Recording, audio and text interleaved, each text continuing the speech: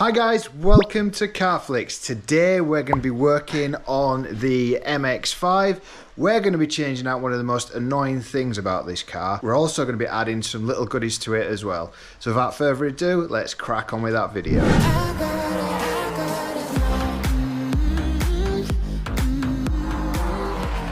So this is what I'm talking about. It's the standard head unit. It's completely dumb. It's got no Bluetooth. I'm sick of using this thing on here. It's just not right.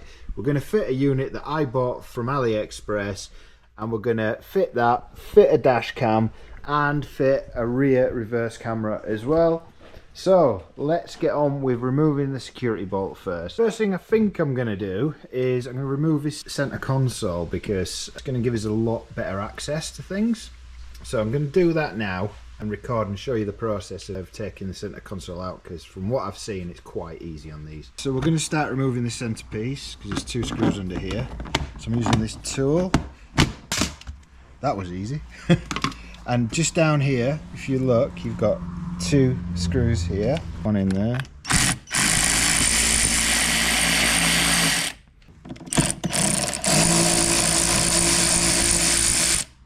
Two there. Right, so now I'm going to take this one out. There we go. And there's a bolt in there if you look.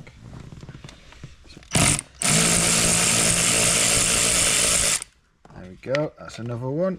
So that's what I've just taken out. I'm now going to try and attempt to get this one out as well. Try it.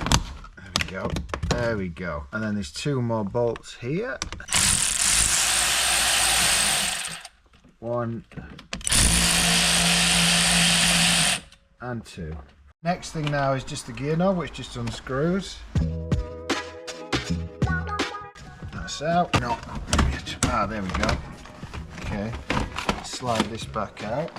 This, yes, that comes off like that. Just pulled this straight off over the top. It was quite easy, which now gives us access. Now there is a switch that's stopping us get this out. There's a little connector under here that I can feel there, and that's that bit out.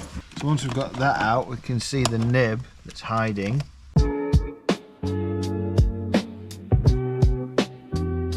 Now we're going to get these out. Let's just pop out like that, and then if you look here, we've got a screw there and a screw there, but there's also a screw in the side here. There's going to be a security bolt somewhere around here. On some of the cars they have them, some don't. So what I'm going to do is I'm going to release these screws first and see if it comes out.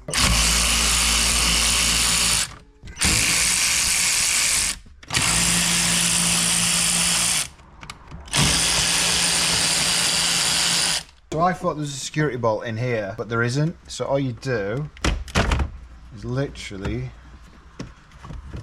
pull it out, and look at the size of that thing. Pull that out, that's your aerial. There is also a connector here. There's a little nib underneath, which I can't really show you. Wow, yes. Now at the bottom here, there's some connectors as well. Here is the other nib. There we go. And that is one huge head unit out. Next thing we're going to do is unbolt climate controls off of here.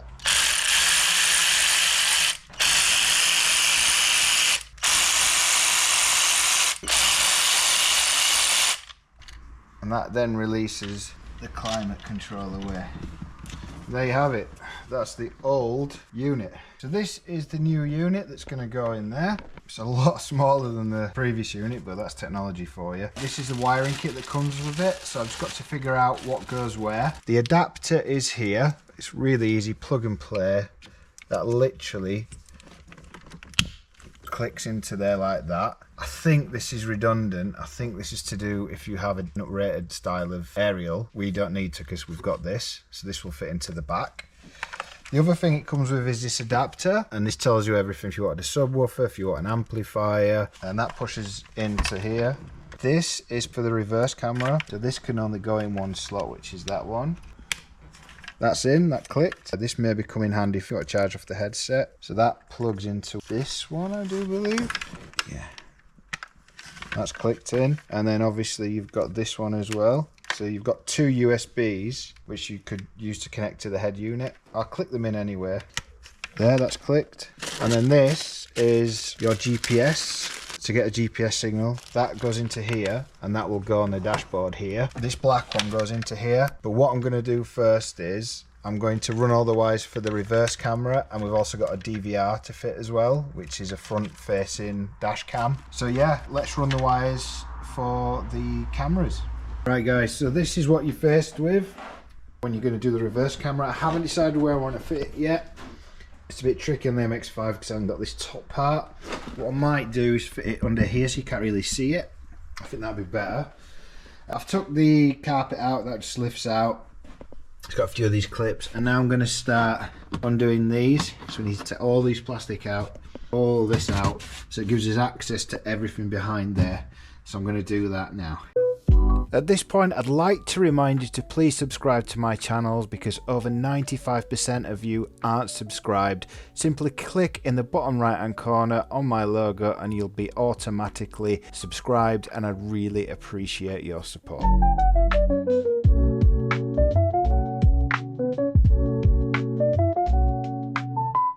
There you go guys, that is how you get to everything on this. I think what I'm going to do is, because I need to get to the center console, I'm going to probably try and thread a wire through here for the camera. I'm going to tag into some of these wires for the reverse camera, because it needs to go into the reverse light. Right then guys, I'm going to show you the easiest way to get the reverse camera wire through to here, and I'll show you what we did. So obviously we took everything out, we got a wire, and what we did was we looked through this hole here. We stuck a torch here so I could see the light coming through on the other side, and then what I did was, looking through here, I pushed this wire through, and then my partner grabbed it with her fingers and pulled it through. So that wire goes all the way to the back now, and we can put the reverse wire onto there and just pull it through. So that is an easy way to do it without having to remove any of this. Attach it to this wire, pull it through into the boot, and then we'll start wiring everything up temporary, so I know that this works with the reverse camera. Right, so this is taped on now, so I'm now going to go to the boot. Just gently kind of just thread it through, and as easy as that guys. You don't have to mess about taking any of that out like I've seen other YouTubers do. Right then, let's get this temporarily wired in. Right guys, so on the R7 models, the reverse light is here. If you turn this left, this is your reverse lamp. I've already tested it is. There's only two wires here. So what we're going to do, we're going to splice into this. That's your negative, that's your positive. So I'm going to break into this here. Then I'm going to strip the ends off.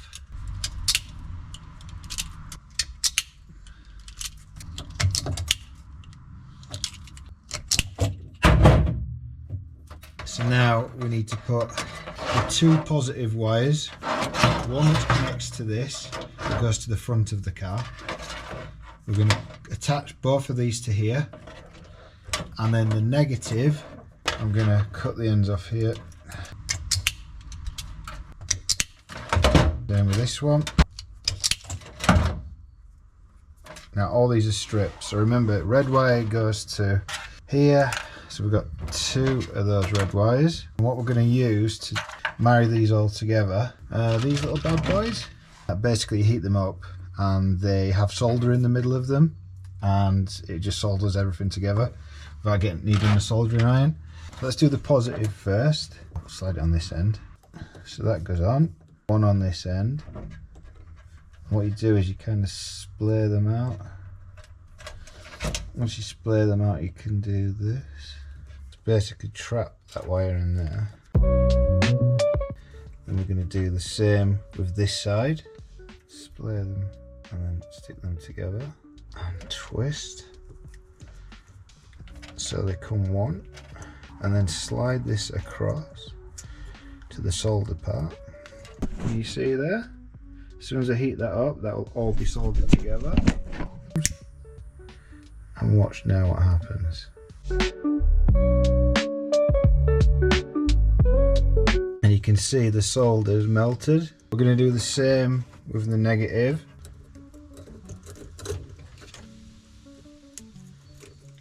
and then just twist together. Kind of push that in, heat it up again.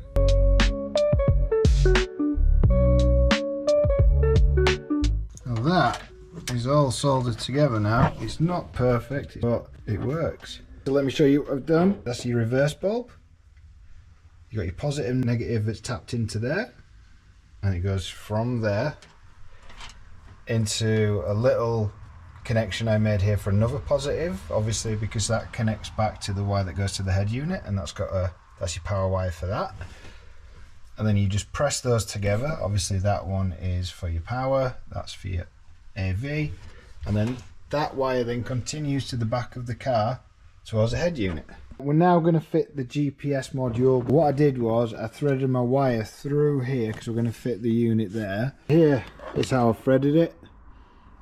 So you pull this away, this is your seal, and then what I did was I threaded the wire from there under all the gubbins behind the glove box and then pulled it out here. So now I'm going to fish it through and then fit the GPS module just here. The best way to do this is to force it in this gap so you've got enough. Now I like to fit it this way because then you can't really see where the wire goes. So I'm going to take my tool and kind of push that down. Obviously when you've got your sat nav on, be able to tell the device where you are. There we go. Now if you can see, that's now hidden. Kind of rip this label off here and then kind of get it as straight as you can with the lines of the car. There we go. Can you see that? How flush that is? Now you're probably asking, why didn't I put it right up to the windscreen? The reason is because it's got this recess and it won't stick. So now what I'm going to do is I'm going to attach the end of this wire to this wire and then just kind of pull it through with some tape. So this is the GPS wire now safely through, all nice and neat. And then this simply connects on to here. These can work themselves loose, so make sure when you do this, you put this on really tight, maybe even nip it up with a spanner, because I have had these come loose on me before. So yeah, that's how you do your GPS. This is the DVR that came with the head unit. That's a sticky pad. That's so you can just mount it to the windscreen. And this is the wire that came with it. So we've got to fish this wire from up there all the way down into here, and I'll probably do it by pushing it into this recess. There's normally a recess here that allows you to get the wire down into there. We go down the same route as I did with that one and then pop it out here. The wire's quite thick, so what I had to do was put my piece in here like that and like force it away slightly and feed it in as I'm doing it. And now what I've also decided to do, now I've got it just enough slack, I'm going to fit this here so I know I've got exactly the right amount of wire for that. So I'm now going to stick this on. I've already degreased this. I'm going to peel that sticker off and then stick it on. There we go, so the DVR's on. Something to bear in mind, as you turn this, the whole wire turns with it, so make sure you got enough slack. This is probably why it's better to do this point now. Ideally I'd want this flush, but I can come back to that. Right, I'm going to continue feeding this into here and then probably back the same route through the dashboard. As I'm doing it down here, it's going to get too tight down here and I didn't want to damage the wire for this. I'm going to show you a little technique that I'm going to use to get through this bit. So what I'm going to do is get my tool, pull this back, and hopefully I can pass it through to the other side. Now you can see I'm threading it through this side, like this. So it'll come around at this side instead, so it'll be easy to pull down rather than trying to cram it through here. So now we're left with this, but that's now hidden. Pull that down here like that and then basically take it through the same route. So that's that wire threaded through now, and all we're going to do is connect it into this USB port that goes into the back of the head unit like that. Then I'll probably put a bit of tape on there anyway, just to stop that ever coming out when it's in the back of there. And all I've done is now bunch all the wires together. like this and put a zip tie on it with just enough length to get to the head unit there, just to tidy things up a little bit. So I've decided to fit the camera not here, but I'm going to fit it here, because one, it hides it, and two, you get a better angle. Plus it's going to be easy for me to get the wires through, because there is a rubber bung here which I can push the wire through and it won't let water in either.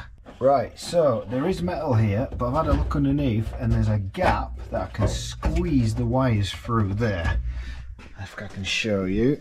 So when I push down, just above the exhaust is this panel here, this rusty panel, and there's a gap just there, and that's where the wires are going to go. So I'm going to thread it through there. All I did was slide it up the gap here, and then what I'm going to do to make this watertight is put a hole in here, thread these wires through, and then we'll never have any problems with water ingress. So I've fitted the camera. It was really easy, 2 self-tapping screws, and then I've just took the wire underneath. I measured the centre line from this seam here and just measured it down, and that's nice and hidden away and you won't really see that. So the next thing now is I'm going to start hiding this wiring.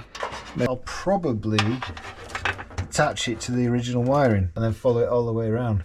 Right, so one little trick that I've done is I've used the OEM on here, put a little tiny hole in it and then push this out. So now I'm going to hide this wiring up here.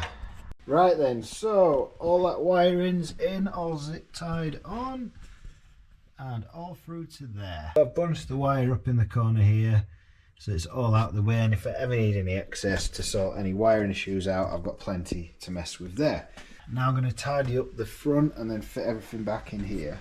Basically, the red wire goes to a pink wire off your main wiring. It doesn't go to these 2 wires. These are just Bluetooth signal wires.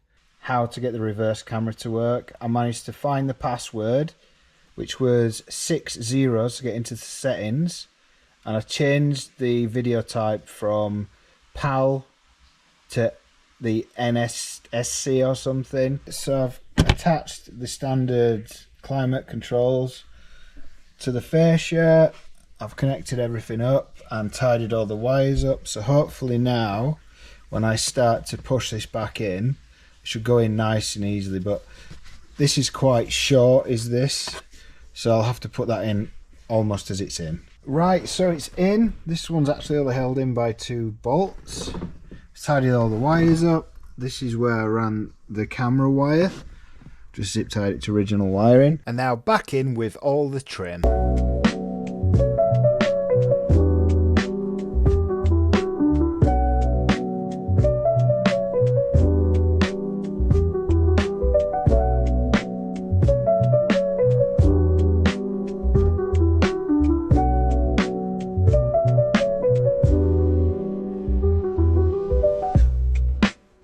And what a perfect opportunity to fit a little new mod.